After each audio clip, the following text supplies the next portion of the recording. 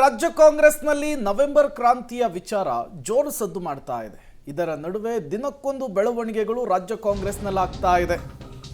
Congress power ವಾರ್ಗೆ ಈಗ ದಲಿತ ಸಚಿವರ entry ಆಗಿದೆ.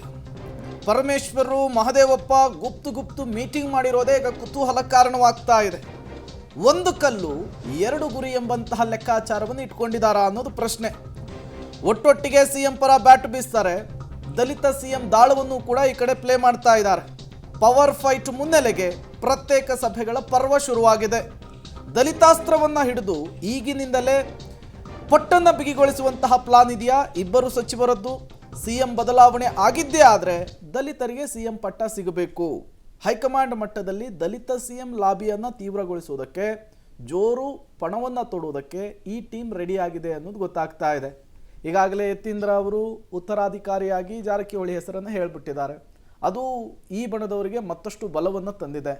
ಅದರ ಜೊತೆಗೆ ಹಲವು ವರ್ಷಗಳಿಂದಲೂ ಕೂಡ ರಾಜ್ಯ ಕಾಂಗ್ರೆಸ್ನಲ್ಲಿ ದಲಿತ ಸಿಎಂ ವಿಚಾರ ಪದೇ ಪದೇ ಮುನ್ನೆಲೆಗೆ ಬರುತ್ತೆ. ಈ ಬಾರಿ ಅಧಿಕಾರ ಹಸ್ತಾಂತರ ಅನ್ನುವಂತಹ ವಿಚಾರ ಕನ್ಫರ್ಮ್ ಆಗಿದ್ದೆ ಆದರೆ ದಲಿತರು ಕೊಡಿ, ಒಂದು ಹೊಸ ಹಿಸ್ಟ್ರಿಯನ್ನು ಕ್ರಿಯೇಟ್ ಮಾಡಿ ಆ ಒಂದು ಅಸ್ತ್ರವನ್ನು ಕೂಡ ಪ್ರಯೋಗಿಸುವುದಕ್ಕೆ ಮುಂದಾಗ್ತಿದ್ದಾರೆ ಅನ್ನುವಂತಹ ವಿಚಾರ ಗೊತ್ತಾಗ್ತಾ ಇದೆ. ಬಟ್ ಒಂದಂತೂ ಸ್ಪಷ್ಟ, ದಿನ ಬೆಳಗಾದರೆ ರಾಜ್ಯ ಕಾಂಗ್ರೆಸ್ನಲ್ಲಿ ಆಗ್ತಾ ಇರುವಂತಹ ಬೆಳವಣಿಗೆಗಳು, ಒಬ್ಬೊಬ್ಬರ ಒಂದೊಂದು ರೀತಿಯ ಹೇಳಿಕೆಗಳು ಏನೋ ಒಂದು ಆಗುತ್ತೆ ಅನ್ನುವಂತಹ ಹಿಂಟನ್ನು ಕೊಡ್ತಾ ಇದೆ. ಏನಾಗುತ್ತೆ ಅನ್ನೋದಕ್ಕೆ ನವೆಂಬರ್ 15ರ ಬಳಿಕ ತೆರೆ ಬೀಳುವಂತಹ ಸಾಧ್ಯತೆ ಇದೆ, ಉತ್ತರ ಸಿಗುವಂತಹ ಸಾಧ್ಯತೆ ಇದೆ. ನಿಮ್ಮನ್ನ ಮಾಡಬೇಕಿತ್ತು, ಆದರೆ ನಿಮ್ಮ ಮುಖ ತೋರಿಸೋರು, ಓಟು ತೋರಿಸ್ಕೊಂಡ್ರು, ನಿಮ್ಮನ್ನ ಕೈ ಬಿಟ್ಟರು, ನಿಮಗೂ ಕೂಡ ಅಧಿಕಾರ ಕೊಡಲಿಲ್ಲ. ಕಾಲದಿಂದನೇ ಅವ್ರಿಗೆ ಅನ್ಯಾಯ ಮಾಡ್ಕೊಂಡ್ ಬಂದಿದೆ ಅಂತ ನಾನು ಪ್ರತಿಕ್ರಿಯೆ ಮಾಡೋದಿಲ್ಲ. ಅದಕ್ಕೆ ಅವರವರ ಅಭಿಪ್ರಾಯಗಳು ಅವ್ರು ಹೇಳ್ತಾ ಇರ್ತಾರೆ. ಅದಕ್ಕೆ ನಾವು ಪ್ರತಿಕ್ರಿಯೆ ಮಾಡೋದ್ರಲ್ಲಿ ಅರ್ಥವಿಲ್ಲ. ಸಂವಿಧಾನದಲ್ಲಿ ದಲಿತ ಬಲಿತ ಅಂತ ಸಿ ಎಂ ಸ್ಥಾನಕ್ಕೆ ಸ್ಕೋಪ್ ಇಲ್ಲ, ಅವಕಾಶ ಇಲ್ಲ. ಯಾರ್ಯಾರು ಸಮರ್ಥರಿದ್ದಾರೆ, ಭಾಳಷ್ಟು ಜನ ಸಮರ್ಥರಿದ್ದಾರೆ ಕಾಂಗ್ರೆಸ್ ಪಾರ್ಟಿನಲ್ಲಿ. ಯಾರ್ಯಾರು ಸಮರ್ಥರಿದ್ದಾರೆ, ಅವರ ಆಡಳಿತ ಅನುಭವ ಇದೆ, ಏನು ಮಾಡಬೇಕು ಅಂತ ಹೈಕಮಾಂಡ್ ತೀರ್ಮಾನ ಮಾಡ್ತಾರೆ.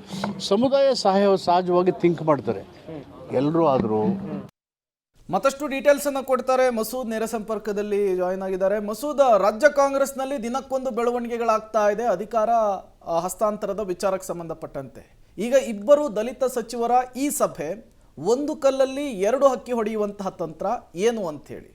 ಪ್ರೇಮ್, ಯಾವಾಗ ಮಂಗಳೂರಿನಲ್ಲಿ ಮುಖ್ಯಮಂತ್ರಿಗಳು ಆ ಥರದೊಂದು ಹೇಳಿಕೆ ಕೊಟ್ಟರು, ಅವಾಗಿನಿಂದ ಒಂದು ರೀತಿಯಲ್ಲಿ ಕಾಂಗ್ರೆಸ್ನ ದಲಿತ ಸಚಿವರು ಅಲರ್ಟ್ ಆಗಿದ್ದಾರೆ, ಪ್ರತ್ಯೇಕ ಸಭೆಗೂ ಕೂಡ ಮುಂದಾಗಿದ್ದಾರೆ. ಇತ್ತೀಚೆಗೆ 15 ದಿನಗಳ ಹಿಂದಷ್ಟೇ ಒಂದು ಪೂರ್ವಭಾವಿ ಸಭೆಯನ್ನ ಮಾಡಿದ್ರು. ಅದು ಕೂಡ ಮೂವರು ದಲಿತ ಸಚಿವರು ಸೇರ್ಕೊಂಡು ಸಭೆ ಮಾಡಿದ್ರು, ಪರಮೇಶ್ವರ್, ಮಹದೇವಪ್ಪ ಮತ್ತೆ ಸತೀಶ್ ಜಾರಕಿಹೊಳಿ. ಆ ಸಂದರ್ಭದಲ್ಲಿ ಪವರ್ ಫೈಟ್ ಇಷ್ಟೊಂದು ತೀವ್ರತೆಯನ್ನ ಪಡೆದುಕೊಂಡಿರಲಿಲ್ಲ.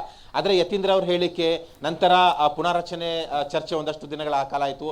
ನಂತರ ಮುಖ್ಯಮಂತ್ರಿಗಳು ಯಾವಾಗ ಮಂಗಳೂರಲ್ಲಿ ಹೈಕಮಾಂಡ್ ತೀರ್ಮಾನ ಮಾಡುತ್ತೆ ನಾನು ಮುಖ್ಯಮಂತ್ರಿಯಾಗಿ ಮುಂದುವರಿಯುವ ವಿಚಾರ ಅನ್ನುವಂಥ ಹೇಳಿಕೆ ಕೊಟ್ಟರು, ಅವಾಗಿನಿಂದ ಎಲ್ಲೋ ಏನೋ ಆಗ್ತಾ ಇದೆ, ನಾವು ಅಲರ್ಟ್ ಆಗಬೇಕು ಅನ್ನುವಂತಹ ಸಂದೇಶ ದಲಿತ ಸಚಿವರಿಗೆ ಹೋಯಿತು. ಆ ಹಿನ್ನೆಲೆಯಲ್ಲೇ ನಿನ್ನೆ ಪರಮೇಶ್ವರ್ ಮತ್ತೆ ಮಹದೇವಪ್ಪನವರು ಪ್ರತ್ಯೇಕ ಸಭೆ ಮಾಡಿದ್ದಾರೆ 1.5 ಗಂಟೆಗಳ ಕಾಲ. ಮುಂದಿನ ದಿನಗಳಲ್ಲಿ ಯಾವ ರೀತಿಯ ಸಂದರ್ಭ ಬಂದರೂ ಕೂಡ ಒಗ್ಗಟ್ಟಾಗಿರಬೇಕು, ಏನೆಲ್ಲ ಕಾರ್ಯತಂತ್ರ ಮಾಡಬೇಕು, ಏನೆಲ್ಲ ತಯಾರಿ ಮಾಡ್ಕೋಬೇಕು, ಎಲ್ಲಕ್ಕೂ ಕೂಡ ನಾವು ಸಿದ್ಧರಾಗಿರ್ಬೇಕು. ಮುಖ್ಯವಾಗಿ ದಲಿತ ಸಮುದಾಯದಲ್ಲಿ ಒಗ್ಗಟ್ಟು ಇರಬೇಕು, ದಲಿತ ಸಚಿವರು ಶಾಸಕರಲ್ಲಿ ಒಗ್ಗಟ್ಟು ಇರಬೇಕು. ಮುಖ್ಯಮಂತ್ರಿಗಳನ್ನೇ ಅಂದ್ರೆ ಸಿದ್ದರಾಮಯ್ಯವರನ್ನ ಮುಂದುವರಿಸಿ ಅನ್ನುವಂಥ ಪಟ್ಟನ್ನ ಮುಂದುವರಿಸೋದು ಇದು ಪ್ರೈಮರಿ ಅಜೆಂಡಾ. ಒಂದು ವೇಳೆ ಬದಲಾವಣೆ ಅನಿವಾರ್ಯ ಅಂತ ಆದರೆ ದಲಿತ ಸಿಎಂ ಮಾಡಿ ದಲಿತಾಸ್ತ್ರ ಪ್ರಯೋಗ ಮಾಡಬೇಕು ಅನ್ನುವಂತಹ ತೀರ್ಮಾನಕ್ಕೆ ಬಂದಿದ್ದಾರೆ. ಇದಕ್ಕೆ ಪೂರಕ ಆಗಿ ಡಿಸೆಂಬರ್ ಕಳೆದು ಜನವರಿ ಅಂತ್ಯದಲ್ಲಿ ದಲಿತ ಸಮಾವೇಶವನ್ನು ಕೂಡ ಬೃಹತ್ ಪ್ರಮಾಣದಲ್ಲಿ ಮಾಡಿ ದಲಿತ ಒಂದು ರೀತಿಯಲ್ಲಿ ಶಕ್ತಿ ಪ್ರದರ್ಶನ ಮಾಡಬೇಕು ಅನ್ನುವಂತಹ ನಿರ್ಧಾರವನ್ನು ಕೂಡ ಮಾಡಿದ್ದಾರೆ. ಸದ್ಯಕ್ಕೆ ಕಾದು ನೋಡಬೇಕು. ಒಂದು ರೀತಿಯಲ್ಲಿ ಅನಗತ್ಯ ಹೇಳಿಕೆ ಕೊಡಬಾರ್ದು, ಗೊಂದಲಕಾರಿ ಹೇಳಿಕೆ ಕೊಡಬಾರ್ದು. ಈ ಒಂದು ಅಜೆಂಡಾವನ್ನ, ಈ ಒಂದು ದಾಳವನ್ನ ಸದ್ಯಲ್ದೇನೆ ಪ್ರಯೋಗ ಮಾಡಬೇಕು ಅನ್ನುವಂಥ ತೀರ್ಮಾನಕ್ಕೆ ಬಂದಿದ್ದಾರೆ.